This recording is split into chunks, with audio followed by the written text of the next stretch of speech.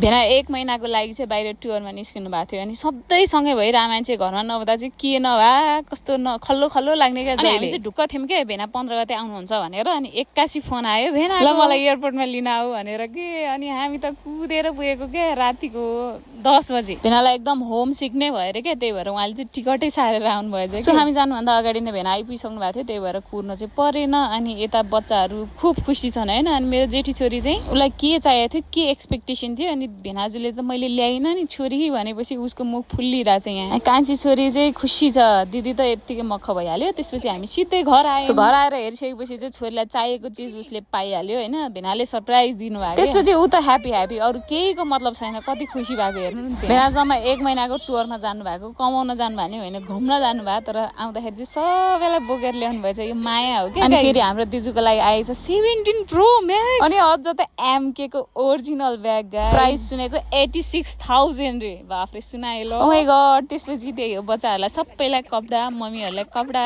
बुवालाई duty free red level. मेरो लागि भेनाले ल्याइदिनु भएको गिफ्ट एउटा यो टी सर्ट अनि एउटा यो गिम्बल। कस्तो दामी, मलाई कस्तो चाहिएको थियो। थ्याङ्क यू भेना, थ्याङ्क यू सो मच भेना, thank you so much for your love. यो राम्रो के, मलाई यही चाहिरहेको थियो कि। यो त अटोमेटिक वाला हो क्या, त्यो जता गयो त्यो हुने क्या सट्ट। मैले क्या एडहरू हेरिरहेको थिएँ कि। अनि मेरो बाबुको लागि